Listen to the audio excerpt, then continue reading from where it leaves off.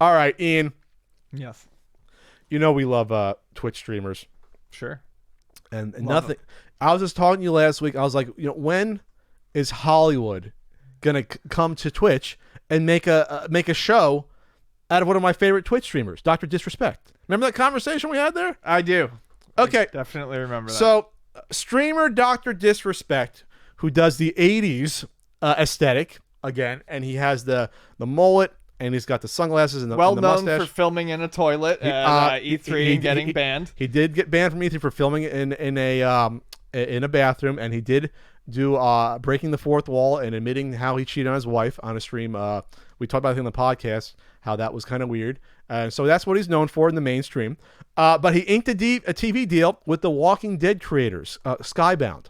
This comes from the Hollywood Reporter. They're Hollywood Reporter, getting the news on the Hollywood path. The gaming content creator will develop a narrative scripted series based on his popular alter ego. This is his name's Guy Beam the fourth. Okay, has a deal going.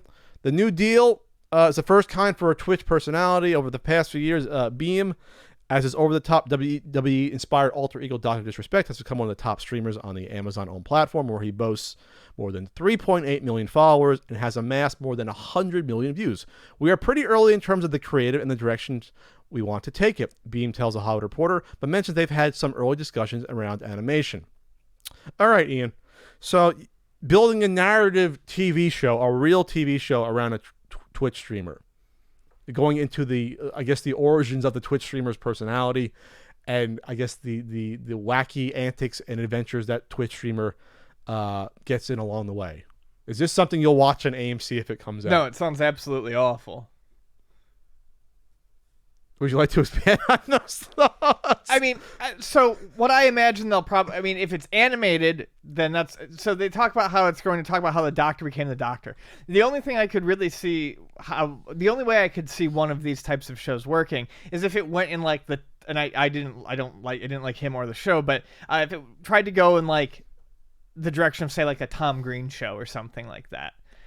Something that was like skit based or like out in public, reality based. I don't know how you're going into public restrooms. Going into public restrooms, yeah. I have no idea how you would build an actual TV show around a streaming character. Granted, I'm going to be the first person to admit I've never watched 2 seconds of Dr. Disrespect. I just know that he got suspended for filming in a bathroom at E3 while kids were taking a piss. But yes, lapse of judgment. That seems like a pretty big fucking lapse of judgment. Anyways, I don't know what you do with that other than it sounds like executives looking at something going, quick, it's popular. We have to capitalize on it in some way. It's a dog chasing a car. What do they do with it once they catch it? Yes.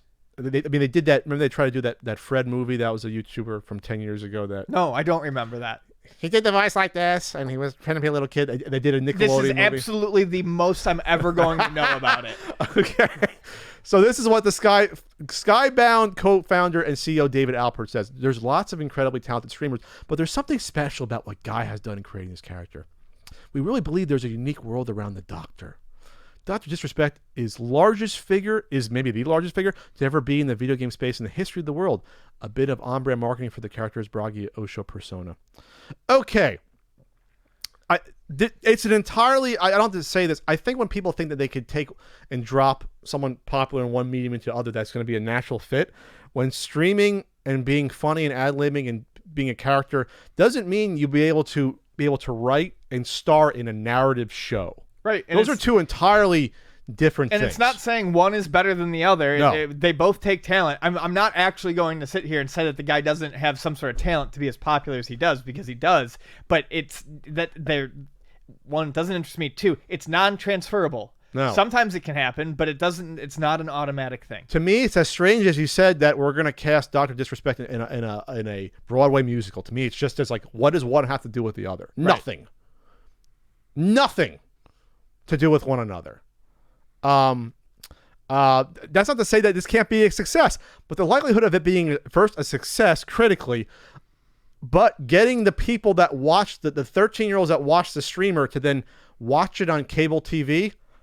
Oof. Well, I think that's one of the bigger hurdles is you're taking you're making a TV show for an audience that does not use TV anymore. That's not their natural and maybe this habitat. doesn't appear on TV. Maybe this goes on Hulu, or maybe they get someone to get on Sure. Netflix. Fair It's enough. still an entirely different demographic. Right. The Amazon Prime audience is not the Twitch don't own a credit card audience. I mean, that's just reality. Sure. People aren't going to be saying, I'm going to watch season 2 of Jack Ryan, Ian, then I'm going to watch the Dr. Disrespect show. You're not going to find a person in the world that has that mindset, most likely. You just won't there. Yeah, that's really what it comes down to.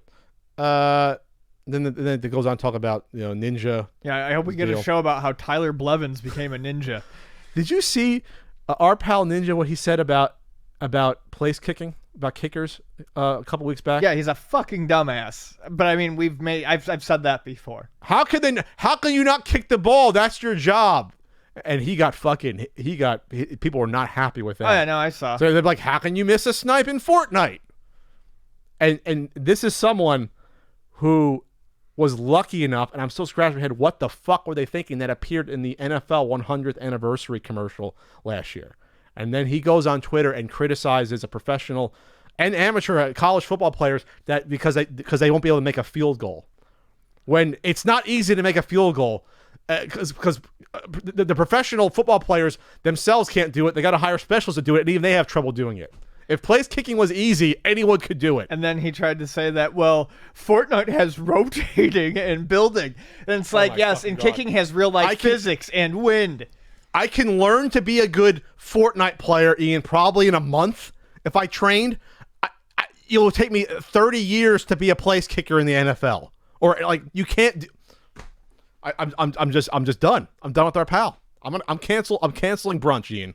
Canceling brunch. You're the only person who had to cancel. I never accepted the brunch. You never accepted the brunch? No. Never accepted the brunch. Well, he offered to pay. I mean, you can't. That's nice of him to do that. Anyway. All right, yeah. I'm tired of. Well, let's just put it this way. I'm tired of professional athletics being disrespected to such a degree by people that play video games. I'm just tired of it. I'm just sort of sick of it because you don't see professional athletes going out of their way to make fun of video games. Most of them are game players themselves. Yeah. I just don't understand why people do that, belittle them. And it's actually pretty funny. As an aside, they did it on what's her name? The funny, she's funny on ESPN. Katie Nolan? She has a late night show. And then they went after people on Twitter. They went after remember the Bears in the playoffs. The place kicker dunked. He hit the side of the field goal. They lost in the playoffs. Yeah. And so there was all these people that said, "Oh, I can make that kick." They found those people. It didn't tell them what it was for, and said, "You're going to show up. We're going to talk to us about being a Bears fan." And then they gave an opportunity to kick a field goal. And could one of them even get close, Ian? No. Not one of them can even get the ball in the air to get close to the posts. So it's not easy to be a kicker, especially if on a fucking football. Remember, try punting a little freaking the little hutch balls as a kid. That was even tough. I've never successfully kicked a football, not once. I could punt it a little bit. But even that was tough to punt it. But place kicking, that was a whole different thing. Hold it with your finger and kick through.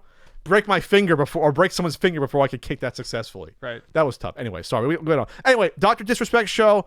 We'll see it come out, and it'll be a thing that maybe we'll come back to. I don't know.